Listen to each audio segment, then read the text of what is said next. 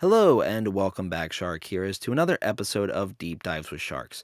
My name is Alex. I am the host here. I'm still the weird guy that talks to you about sharks for however long this episode is going to be. Now, I asked at the beginning and I believe the end of the last episode, ran a couple polls, and the Shark Heroes have spoken. Y'all want more sharks. So, welcome to the first multi-shark episode. Now, I plan on seeing how this one goes, and if people tend to like it, we can keep doing this. We can keep having a couple sharks per episode. But if people want to go back to the old ways, we can do that. And I also still have a couple things that I'm working on in the background, which I know I say that a lot, but new things are coming. I'm trying to keep this rolling, keep it developing, and see what sticks and what we're going to leave in the past. But of course, you can follow along with all the updates on Instagram at Deep Dives with Sharks, and also hear me ramble about pretty much nothing over on Twitch at Deep Dives with Sharks as well. There, you get to ask all your Sharky questions as well, and anything like that. But of course, I did finally get a question asked that brings us to our question corner. So the young William wanted to know if a whale shark would be able to leap out of their enclosure to freedom, or in another tank, like Destiny did in Finding Dory. So first off, it's a great question, and second, unfortunately, they can't. They weigh about 35,000 to 75,000 pounds when they're fully grown, and the power that it would take to get them fully out of the water would be insane. Now, these are very powerful sharks. They do generate a lot of power from their tail, which is what propels them through the water, but they don't really get enough speed out of that. They tend to move about 5 miles an hour or less, right in that range. So you need to be a lot faster to get out of the water there. If you've ever seen a video of a whale breaching from underwater or a shark, you'll notice that they're going pretty fast when they hit the surface. So that gets their full body, or at least most of it, out of the water. Whale sharks don't really move that fast, so they'll kind of just get to the top and then their nose will pop out, and that's about the best they got there, unfortunately. But he also did want to know how they feed the whale sharks at the Georgia Aquarium, especially since each whale shark has a special diet, and it's kind of hard to control if you're just throwing a whole bunch of krill in a tank and hoping for the best. So they target train the whale sharks. Now, the sharks will see the target in the water, and they'll come to that spot. So from there, the staff will usually be on floating dinghies, and they'll dump some krill into the water in front of them, and they'll eat that up. But they also sometimes bottle feed the sharks. Now, not the same way that we would to a baby, but they'll send divers into the tank, and at this point, the sharks will come over because they associate the food with divers, which is why you shouldn't feed sharks in the wild. Sorry, that was weird. But they'll have the squirt bottle with them. They'll squirt some of the krill into the water in front of the sharks, usually timing it with when the shark is going to inhale during their feeding, so that way they can get the krill and the nutrients and whatever else they need from that bottle into their system. Now, it's really cool to watch, and I would highly recommend just taking an entire day sitting at the Ocean Voyager exhibit in the Georgia Aquarium, and then go back the next day and sit at the shark exhibit all day. And if I say it enough times, the Georgia Aquarium will acknowledge my existence, and they'll send a cease and desist, and I cannot wait. But that, of course, is what I have for the correction corner, and now, without any more further ado, we're going to jump into these sharks. The first one we have is probably one of the most popular ever, is the great white shark, which I'm surprised it took this many episodes for this one to come up, and I tried to make sure I didn't do this as my first episode because I felt it was too generic. So here we are, almost 30, if not over, we're doing the great white. I've lost track of how many episodes I've done. I should know this, but off the top of my head, I forgot. But they are one of the most popular sharks in the world, especially thanks to movies like Jaws and 47 Meters Down, which, if you're curious about, you can hear my analysis of, shameless plug, in earlier episodes. 47 Meters Down was the last episode we did. Now, these sharks are part of the mackerel shark family, and that includes the goblin and megamouth sharks. The great white varies in size depending on biological gender, with males growing smaller than females. Males tend to grow to be about 11 to 13 feet, or 3.4 to 4 meters, and females grow to be about 15 to 16 feet, or 4.6 to 4.9. Now, the largest individual documented is the world-famous large shark, Deep Blue. Marine biologists believe that she is about 19 to 20 feet long and around 5.8 meters, and many divers get very excited when they see her, and if you ever look up a video of her, she's just absolutely stunning. Great white sharks can grow to be about 2,000 kilograms or 4,400 pounds, but of course, weight varies depending on gender and genetic factors.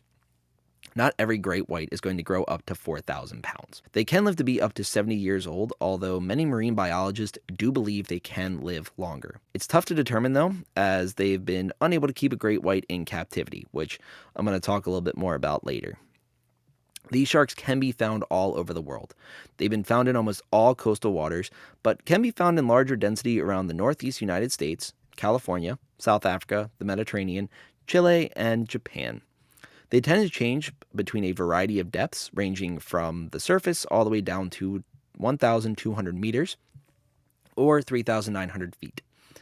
They can use the depth as a benefit while hunting, as they are breach predators, meaning that they will attack prey from below and catch them by surprise jumping out of the water. Shark Week showcases this very well with their program Air Jaws. Their rendition of Air Jaws have gotten more absurd as the years go on, but they aim to find new ways of capturing a great white breaching from the water on film. They track the data to find the largest breach, which I do believe as of at least 2 Shark Weeks ago was 15 feet. Now, I don't think I watched Air Jaws this time because I kind of got tired of watching the same thing over and over again, but I still think the record's 15 feet right now on their programs. Now, the great whites are also migratory and will travel with the seasons. They can tolerate colder waters off of Canada during the summer, but will have to move south when the winter comes and move to the southern hemisphere because, who likes the cold? Not me. Not me at all. Now, they have been recorded traveling over 20,000 kilometers or 12,000 miles, or 11,000 nautical miles, which I just found out there's a difference between miles and nautical miles. The difference is that nautical miles account for the Earth's curve on the water and in the air, while miles only account for distance covered on land, so I think elevation is a factor, but I'm not entirely sure. This is why I do social work. There's far fewer numbers. The great white shark has a wide variety of prey, from seals to bony fish like tuna, other sharks, and even giant and colossal squid. And according to Shark Week, great whites fight colossal squid often. And why they're beefing with a colossal squid, I don't know. But the fact that a 20-foot shark at its largest is fighting a 46-foot squid is just insane, and I support it with my entire heart. Great whites are also one of the few sharks that pop their head out of the water to look at stuff like prey or boats or clouds. I'm not entirely positive, as the site said they poke their head up to gaze at objects, which is kind of what everyone does all the time. We're all just kind of out here gazing at things, but sharks do it too. These sharks are a great example of counter shading, as their lighter gray body works at many depths to break up their silhouette from above. But when you're looking below and looking at their white belly, it's the sunlight that eats it up, and then it breaks up their silhouette as well, so they're really hard to see. Great whites are one of the most feared sharks in the world, due in part to movies such as Jaws using them as the main antagonist, although that shark was straight up just a menace and very unrealistic, but rather fun to watch anyway. But also, the way they eat their prey can invoke a lot of fear responses. Seeing a possibly 20-foot shark launch itself 15 feet almost completely out of the water would be unsettling for many. But when they catch prey, such as dolphins, or eat a whale carcass, they aren't really gentle with it. It's not a simple bite and leave. They tend to grab and then shake their head until they get a bit off that they can eat. White sharks are big fans of whales that have passed, as their blubber is full of calories. These whales will attract many sharks, and marine biologists believe that they use whale carcasses as a potential mating spot, but it hasn't been confirmed. Marine biologists are not sure how mating works for white sharks, as it is first observed in 1997, and it was only documented in 2020, so about 4 years ago, going on 5. Now, this is also a very small sample size. Without knowing where mating occurs, it makes it difficult to thoroughly document how it happens. Like, we know birds dance, frogs croak loudly, alligators chomp their teeth together, and sharks? You take a guess, we don't know. Now, globally, white sharks are listed as vulnerable for conservation status, but in Europe, they're listed as critically endangered, as their numbers have dropped more than in other areas. Although they are one of the most popular sharks, very little is known about them, as they tend to be very elusive and their habitat covers a lot of area. They have unsuccessfully been kept in captivity, with the longest lasting a few months before it was released. These sharks grow very fast, and the species that have been kept in captivity, few have died after a few days or weeks, and those that were able to be kept alive just outgrew their tank really rapidly, and they had to be moved to multiple different tanks, which teams realized wasn't sustainable and wasn't good for the shark, so they eventually had to release it. Marine biologists and researchers are still trying to figure out the best way to keep them if they were to in the future. Now, great whites are also ovoviviparous, which means the eggs hatch internally, and marine biologists have recorded pups eating their eggs of their siblings, which sounds insane and rather intense, but They also pretty much eat everything they can put their mouth on, except for humans. They tend to leave us alone, which I do respect and I appreciate very much from them. But that, of course, is what we have for the great white. Now we're going to move on to our second shark, which is going to be the Megamouth. Now these guys look like an early Muppet prototype that got the Pinocchio treatment, like the I'm a real boy. And then they got released into the world and had a bunch of babies, and now they're all over the ocean, which is cool. So these sharks are found in the deep ocean and are rarely seen. There's usually a big uproar on social media when they have been seen, which, I feel whenever one shows up, it should be treated as a holiday. That's just so cool. They tend to grow to be around 5.4 meters or 18 feet long if they're female, while the males typically max out at 4 meters or 13 feet. Now, there's very much debate online as to what color these sharks actually are.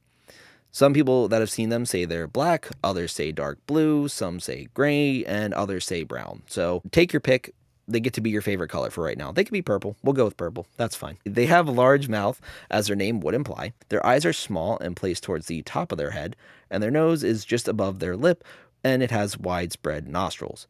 They have rubbery lips that are uneven. Their top lip sticks out more than their lower, and they have small teeth that can be visible while they're eating. They are the smallest of the large filter feeders, as the basking and whale sharks are much larger, measuring around 30 to 40 feet.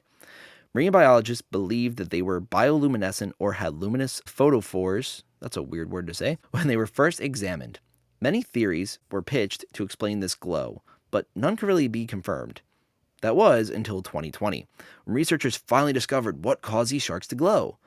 And it's that the inside of their upper lip is very white and reflects light really well, so they don't glow at all. They just have really reflective gear on all the time to not get hit by submarines, which I think is effective and also is a joke. They don't actually do that. They do have a very white lip, though it does reflect light. But many people who have seen Megamouth sharks believe that they are juvenile orcas before they can be properly identified. Now, I don't really have a clue what a juvenile orca looks like, but if I were a juvenile orca, I'd be kind of offended because these dudes are kind of that type of ugly cute, like an opossum. They're rather hideous, but I love them. Now, I do need to clarify something. If you're listening in Australia, I need you to look up an American opossum. And Americans, I need you to look up an Australian opossum because Australia got the adorable version of this one and ours got into the leftover meth. So it's fine. That was a quick tangent. I just need the world to know that. Now, the Megamouth shark tends to spend its day around 120 to 160 meters or 390 to 220 feet deep. During the night, they spend their time around 12 to 25 meters or 39 to 82 feet, which is rather deep, but a lot more accessible during the nighttime than I thought. But also, if you've ever been out on the beach at the nighttime, I can just say at night. At night, it's pitch black, so it makes sense that we haven't seen a whole bunch of them, especially if they're so deep during the day. Now, the Megamouth also tends to swim around 1.5 to 2.1 kilometers an hour, or 0.81 to 1.13 knots. So we don't really get miles per hour here, but I think it's because it wouldn't really register, and it's just incredibly slow. Go with 1 mile an hour, and then subtract 1, and you're really close to how fast they go. They're pretty slow. They tend to migrate between these depths, following the flow of plankton through the water column, which would rise at night and fall during the daytime.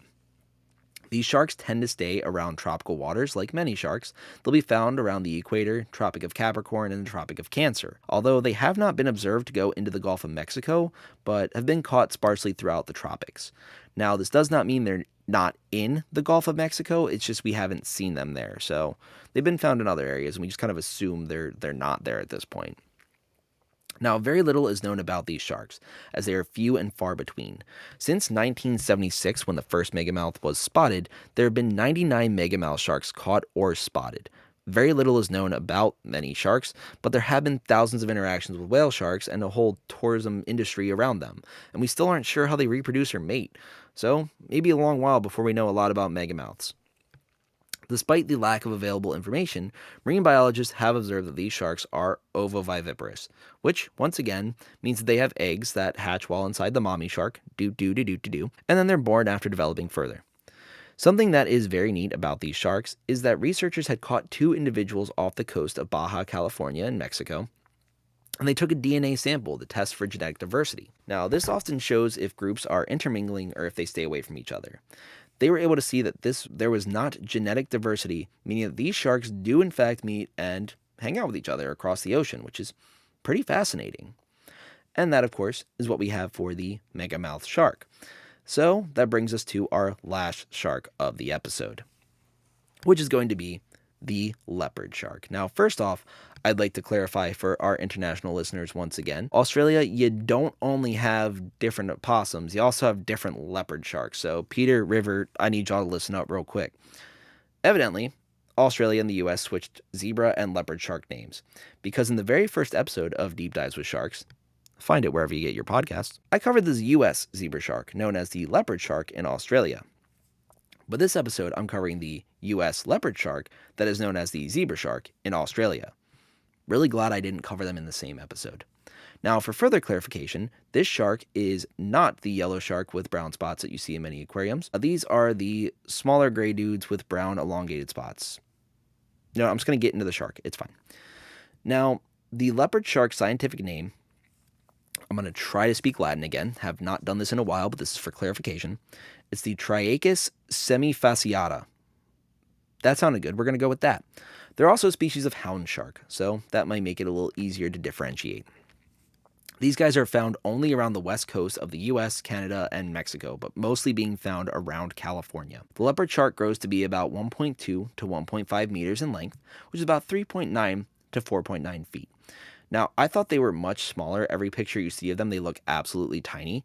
And it always gets me when I realize they're almost as tall as me, as someone who's not 6 feet tall. So, yep, gotta shout out to all the short kings. Anyway, they are typically a grayish brown color with a lighter brown spots that have flatter heads with wide set eyes. They kind of look like they're bored all the time, which is just interesting. I think that's kind of funny. Their spots appear in bands and saddles along their back and their head, with smaller triangular pectoral fins and an even smaller pair of caudal fins. They form large schooling groups after they are born, and often with other smoothhounds and spiny dogfish, which is really cool because you don't really hear about too many sharks teaming up, which is neat. These schools tend to be nomadic, meaning they will travel almost constantly, and they'll show up in areas for a few hours, then disappear about as quickly as they arrive. While in these traveling schools, they tend to stay within a certain range, and they will not interact with other schools of sharks that have formed, thus causing the different sharks in different areas to have different genetic codes. How many times could I say different in that sentence? Probably a few more. This can allow marine biologists to see the ranges of these schools by catching individuals and taking a genetic sample to see how far they span. So unlike the Megamouth shark, where all the species have similar genetic code, these guys can tell where they're from because of their genetics, which is kind of neat. These sharks often follow the tides to hunt and take advantage of prey caught in shallower waters. They typically spend time there in depths of about 4 meters, 13 feet or less, but have been observed going about as deep as 91 meters or 299 feet, which is a very specific number there. Specific for the Pacific, who knew? But they eat a variety of prey, including crabs, bony fish such as anchovies, rockfish, herring, and croakers, but they'll also eat shrimp, clams, and fish eggs. But if they are being opportunistic, they'll also go for juvenile smoothhounds, shovel-nosed guitarfish, bat rays, algae, and eelgrass. Now, the leopard shark is a suction feeder, similar to the zebra shark and the nurse shark. So I'm kind of seeing the overlap in the names, making a little bit of sense here. But the style of feeding requires them to open their buccal cavity that creates powerful suction. Now, this will trap their prey, allowing them to be caught, and it's kind of like a tractor beam. So, sci-fi, we got that going too. Similar to the other sharks, the leopard shark will shed hundreds of teeth in their lifetime. When a leopard shark loses a tooth, it will typically take 9 to 12 days to replace that tooth. I'm not sure if that's fast or slow or average. I've not come across really any of the time it takes other sharks to regrow their teeth, so we'll find out later. Now, leopard sharks are very timid, especially around humans, and they tend to flee then fight. There's only a single recorded bite that occurred in 1955 when a diver was having a nosebleed. They reported that the diver suffered no injuries, but this is a pretty good reminder and great example of why you shouldn't go in the water if you're bleeding. Sharks tend to act erratically when there's blood in the water. Thankfully, this one didn't do any damage, but it still probably wasn't the most calming experience. Now, these sharks are caught rather frequently. It's both by recreational, sport, and commercial fishers. They are said to have good meat and can be sold in a variety of ways, but despite that fact, they're only listed as least concerned under the ICUN. They often carry toxins if they live close to humans, making them less of a target, because if there's toxins in the meat, they can't eat it. They are susceptible to sharp population decline, as they take 10 to 12 months to develop pups, and they can give birth to up to 37 pups. Now, this does sound like, well, shouldn't they have such high numbers then? That sounds pretty quick. But they do take longer than most sharks to mature, especially for their size. So they're slow growing, meaning they are easier to catch by their predators, so they're pretty easy prey sometimes. But that there is what I had for the leopard shark. It's going to be it for the episode as well. I appreciate you all listening. Of course, if you want to ask any questions or get more updates, you can follow along on Instagram at Deep Dives with Sharks. I don't really use the Twitter anymore, so if you message me or follow me there, I'm going to try to check it. We also have a Discord, as I mentioned, so check that out. That's a really good way to interact with everyone. You can send in any comments, questions. You can also go ask anything in the comment section below. Lastly, if you learned anything new, be sure to give this a new rating on Spotify. 5 stars there, of course, or Apple as well. And, of course, share it with someone, and hopefully they'll learn something too. Appreciate you guys so much, and I can't wait to see you in the next one.